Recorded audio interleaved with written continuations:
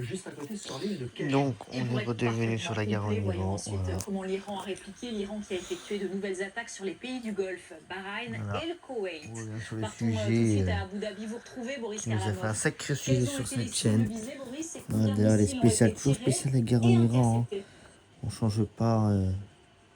Eh bien, au Koweït, ce sont pas moins de 7 missiles balistiques en provenance d'Iran qui ont été interceptés et détruits par le système de défense aérienne aujourd'hui, au-dessus de plusieurs zones résidentielles, entraînant ainsi On change la pas chute de cette chaîne quelques de guerre en débris. Iran.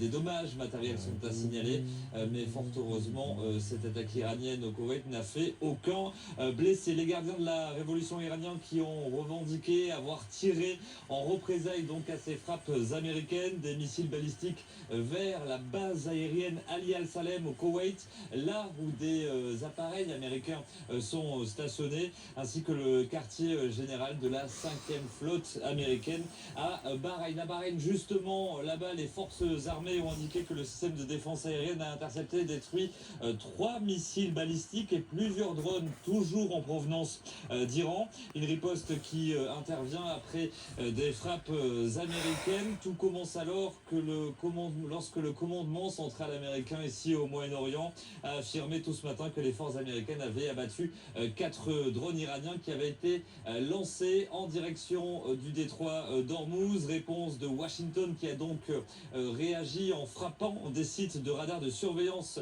côtière iraniens. Un cessez-le-feu, vous l'aurez compris, qui se fragilise de jour en jour et des tensions qui montent ici dans les pays du Golfe. Alors, la Il piscine. n'y a toujours aucun accord de paix. Enfin, Oh pour là être là. parfaitement complet ce Tiens, soir avec tiens. vous, Anne et Dominique, il y a cette annonce de l'Iran qui dénonce une violation flagrante du cessez-le-feu après donc ces nouvelles frappes américaines. Boris Karlamov avec Marc Bossev depuis les Émirats Arabes Unis. Thierry Arnaud, est-ce qu'on se dirige tout droit vers une reprise des hostilités ou est-ce qu'on est encore ce soir dans une réponse graduée, on va dire, dans le cadre de négociations? Ça ressemble plus vraiment des escarmouches là. Non, mais en fait, on est dans une situation où personne ne veut concéder une quelconque forme de défaite, personne ne veut baisser la garde, mais personne n'a envie de reprendre une guerre à grande échelle non plus. Donc on est un peu dans cette situation ambiguë, mais il faut comprendre que tout ça, en réalité, d'une part forme un tout, c'est-à-dire que l'idée Passe un c'est petit de coup d'un pouvoir match. continuer à négocier malgré tout, mais de le faire avec le rapport de force le plus favorable possible. Et pour que le rapport de force soit favorable, il faut montrer qu'à chaque provocation, on réplique, qu'on a encore les moyens d'agir, que si on est l'Iran, on a encore des drones et des missiles. Donc ça qui peut peuvent durer partir. des semaines, des mois comme ça. Ça peut durer en tout cas. Évidemment avec le risque, et c'est la deuxième partie de l'équation, qu'à un moment donné, un missile ne soit pas intercepté, un drone finisse par toucher son but, et dans ce cas-là, effectivement, on risquerait de passer à autre chose et d'enflammer une situation qui deviendrait très, très difficile à contrôler. Mais encore une fois, je crois que la leçon de ces événements des dernières heures, c'est personne ne baisse la garde. Ouais. Dans les deux camps, on veut montrer qu'on a encore les moyens de taper et qu'on est encore prêt à le faire, mais en même temps, on sent bien que ni à Washington ni à Téhéran, il n'y a d'appétit pour la reprise d'un conflit à grande échelle. Mika Blujon-Meren, un missile iranien qui atteint encore une cible sur les 7 missiles tirés. Ça reste une victoire politique pour l'Iran au 99e jour Tiens, vas-y. de guerre. Vous dites avantage Iran là, ou pas forcément, parce qu'il n'y a plus ces essaims Juste de là. drones et ces missiles comme au début de la guerre. En tout cas, il y a un symbole effectivement qui pour l'instant est favorable à l'Iran. Là, L'Iran, vers là, là. Dans un narratif que l'Iran essaie de pousser depuis quelques jours. T'as mis le produit? Où ils disent, Ouais. voilà, si les États-Unis nous frappent, nous, on Voilà, comme répondra ça sent bon. pas avec Et des derrière la frappes porte, qui sont tu sais, égales, c'est derrière la mais porte. avec des frappes qui sont Tu pousses la porte et on tu... répondra de manière Voilà. différente. On répondra avec des choses qui vont vous mettre en face. Histoire de dire que ça sent bon, quoi. Bref, on est tout simplement dans un narratif de maintien de la tension, parce que pour les Iraniens... Mais j'ai passé un coup déjà ce matin. Quand je parle du temps ici, on voit C'est la pour ça que c'est dégradation propre. des marchés énergétiques, mais pas que. Merci, On voit Céline. la dégradation aussi de la situation du transport maritime mondial. Il y a plein d'éléments qui se mettent les uns avec les autres, qui font que l'Iran, aujourd'hui, est en train de faire le pari qu'effectivement, le baril de pétrole pourrait remonter à 120, 140, 150, au-delà, dollars évidemment le baril, parce qu'effectivement, les premières notions de pénurie vont commencer à émerger si la situation se maintient au début du mois de juillet ou dans le courant du mois de juillet. Vous dites le temps joue pour eux, pas le temps joue contre eux, parce qu'on peut aussi se dire que L'Iran finalement la joue la situation économique de l'Iran est devenu de plus en plus Oui, catastrophique. c'est quand même la C'est nuance. l'autre façon de voir les choses. C'est la nuance que j'apporterai à ce que dit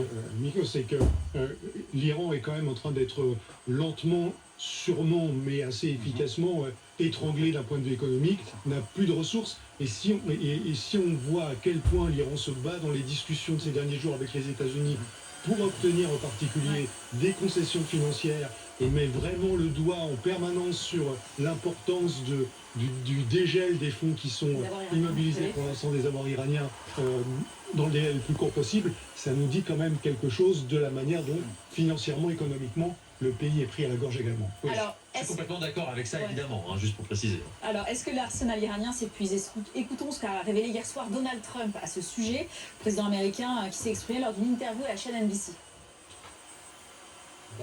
La plupart des usines de drones ont été détruites. La plupart des rampes de lancement ont été détruites. Et la plupart des sites de fabrication de missiles ont aussi été détruits, mais ils ont encore des capacités.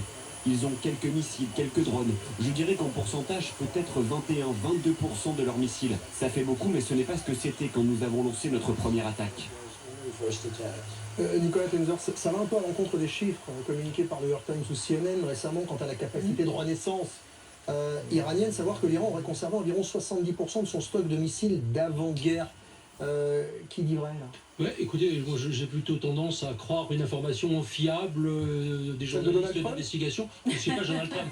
C'est pas Donald Trump. Donc Je sais pas, demain, parce on va que suivre Donald la Trump, marche il nous a blanche habitués, rappelez-vous, pour déjà après Liana. une semaine de guerre, Voilà, où il en disait direct 90% à du stock de 14 heures. missiles. On a anéanti l'armée iranienne. Voilà, et donc voilà, donc je pense qu'il n'est pas plus crédible cette fois-ci. Mais je Mais crois c'est tout de que même un aveu d'échec alors pour Trump, Ah ben, puisqu'on est c'est ça, passé, c'est-à-dire donc que on a je- tout je- anéanti à 21% Non, mais voilà, finalement. bien sûr, et je rebondis sur ce que disaient à la fois Thierry et Nico tout à l'heure, c'est-à-dire que dans cette espèce de drôle de guerre, parce que c'est une guerre effectivement larvée, il y a quand même un perdant, parce que Trump sans arrêt, enfin, diffère.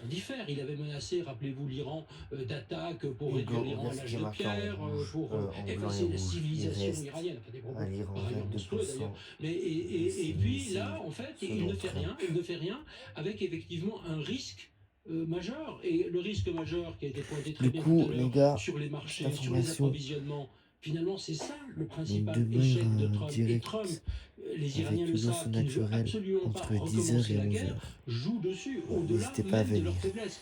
Et je trouve que c'est assez catastrophique pour l'image des États-Unis que d'avoir effectivement cette situation de quasi-statu quo au-delà des escarmouches qu'on a décrites, parce que ce statu quo, il joue effectivement, il joue contre tout le monde, contre l'Europe, contre les puissances asiatiques, qui sont beaucoup plus privées d'ailleurs que l'Europe, encore, il faut quand même le rappeler, contre les États-Unis. On se demande comment d'ailleurs l'opinion publique américaine va réagir devant effectivement ce qui paraît une sorte de capitulation de fait. Opposé à 60%, pardon, ouais. Opposé à 60% à cette guerre. En plus, vous avez raison de le rappeler. Sergei Janov, quand bien même on parlait de 4000 missiles au début, 20% de 4000, ça fait tout de même 800 missiles. Au rythme où ils tirent ces missiles, finalement, ils ont un pouvoir de nuisance assez fort sur la longue durée. Vous savez, Donald Trump a publié à 2 reprises sa photo en agent 007. On a juste oublié de lui préciser que 007 il était anglais et non pas américain.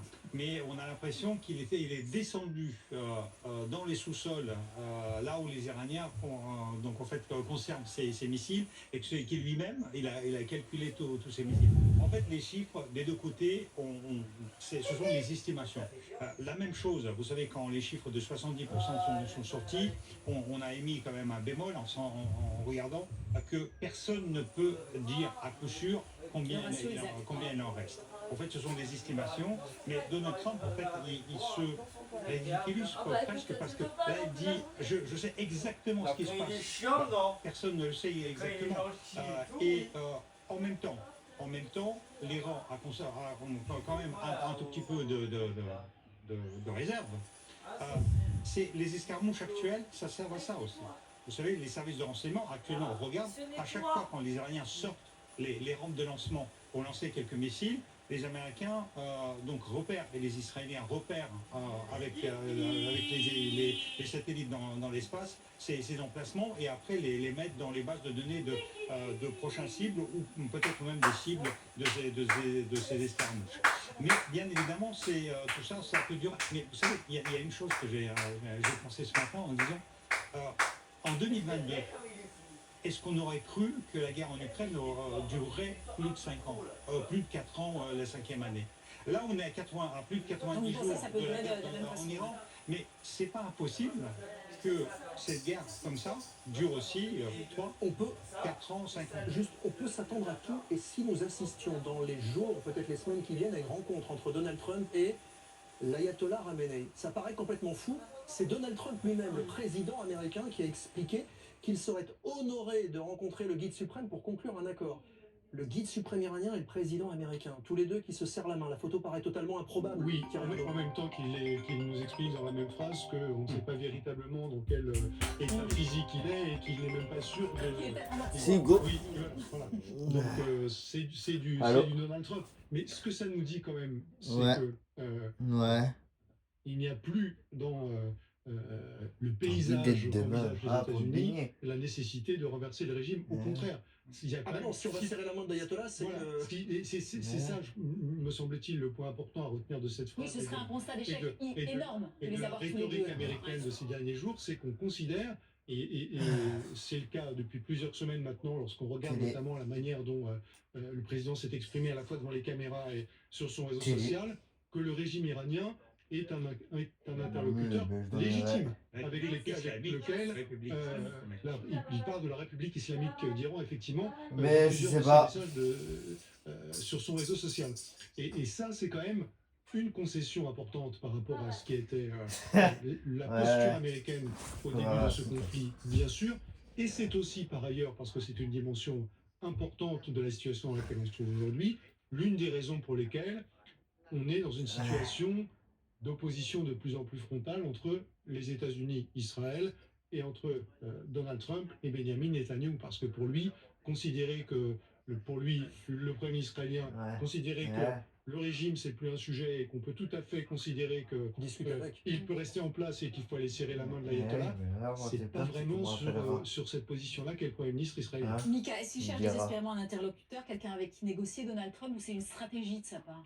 Alors ça, tout le monde voudrait le savoir. Et là, pour le coup, il dira ce qu'il a dit. Ce que disent également les services de renseignement américains, c'est sorti là aussi dans le New York Times aujourd'hui, qui explique très clairement que il y a une augmentation de la menace, et la menace n'a jamais été aussi haute de l'espionnage par les services israéliens des Américains. Et ça, c'est assez nouveau, effectivement. Et cette dimension-là, elle signale une chose, qui est effectivement ce que Thierry évoquait. Le fait que, d'une part, même les Israéliens veulent essayer de comprendre où est-ce que Donald Trump va, quelle est sa stratégie, s'il en a une, premièrement, mais deuxièmement, essayer d'anticiper ce que peuvent faire aussi ceux qui sont justement sujets à cette pratique d'espionnage, c'est-à-dire en l'occurrence les négociateurs Witkoff et un certain nombre de membres du département d'État. On se souvient qu'en 2018, Donald Trump avait rencontré Kim Jong-un.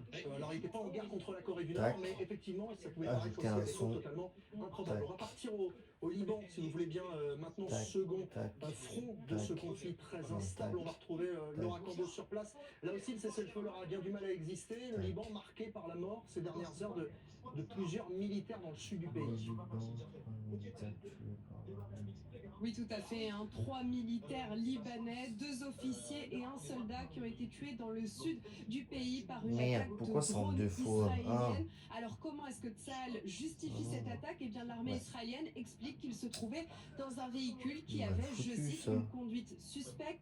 Tsahal qui explique que c'était également dans une zone qui avait été appelée à évacuer. Alors vous vous en doutez, ici il y a eu de vives réactions au Liban, notamment celle de Joseph Aoun, le président libanais, qui parle d'une violation flagrante de la souveraineté du pays, puisque en effet ce sont 3 militaires libanais qui ont été tués alors qu'ils étaient en train d'exercer sur le sol de leur propre pays. Cette attaque, elle a été conduite, et vous le disiez, alors qu'il y a un accord de cessez-le-feu qui est censé être en train d'être appliqué dans le pays, mais ici, concrètement, sur place avec Baptiste Keïta, on se rend bien compte qu'il n'y a pas de cessez-le-feu qui vaille.